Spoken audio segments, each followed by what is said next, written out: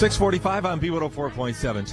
It's interesting because it's broken up into different areas. We're like 2 minutes away from Solvay, the line for Solvay.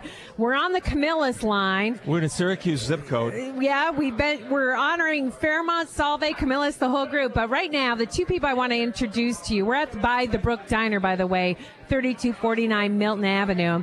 I have Jeanne.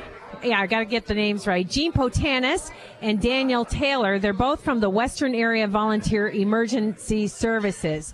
Jeanne, Waves. Yeah, waves. Jeanne, you were telling me pretty much everybody starts out as a volunteer, right? But you're not a volunteer now.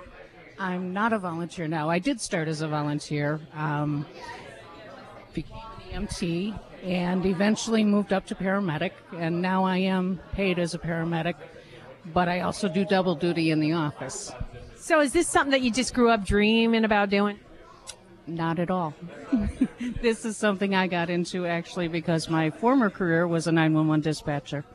And when I started dispatching EMS, I didn't understand anything about it. So I took a course so that I could at least sound educated.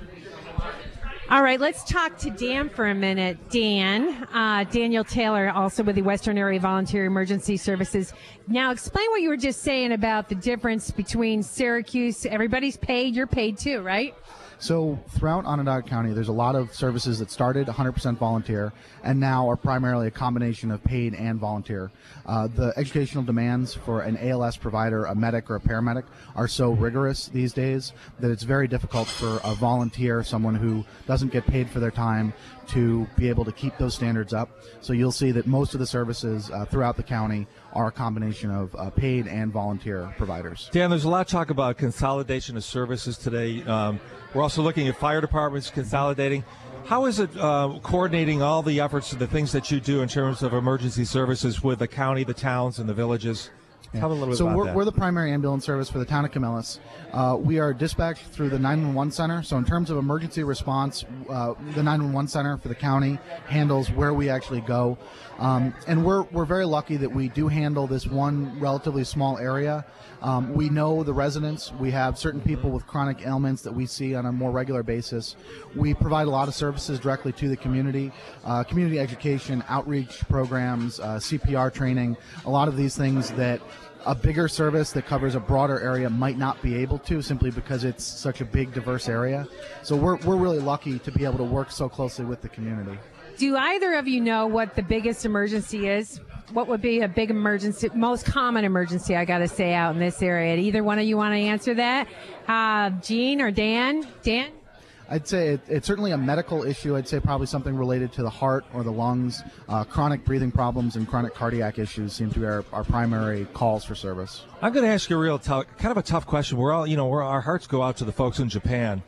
And if I said to you, you had to deal with a tsunami, an earthquake, or a nuclear incident, which one would you pick? You can't pick any. They had all three. Tom, that's a terrible question. This is a tough question, but God forbid we ever have a major tragic thing happen here in Central New York. Are you prepared? Do you guys talk with each other? Are the services? Yes. Unequivocally, yes. We are prepared as best as possible. I mean, they're certainly dealing with a catastrophic event that is beyond anyone's real planning. On an agency level, we have a number of plans in place for multiple casualty incidents, for prolonged incidents, for public health emergencies. And then on a county level, there's extensive planning and training as well.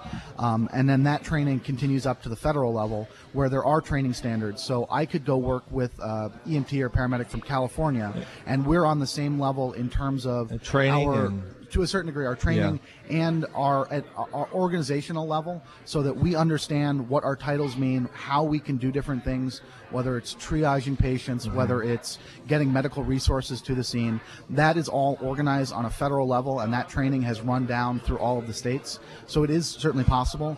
And we weren't one of them, but there are agencies from Onondaga County that recently sent ambulances down to New York City during the blizzard.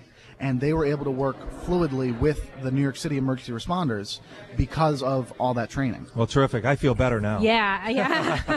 I just want to say thank you for what you do and keeping this community safe and helping them out in time of need. And hopefully the phones don't ring too much. Right, Jeanne? Well, It's hard to want anyone to have an emergency. We much prefer that everyone be healthy and happy and just get to call to say hello. Thanks. A big Thank salute you. to you in your hometown. Thanks so much, Jeanne. And Dan from Waves is Tom and Becky. It's about 8 minutes away from the top of the hour.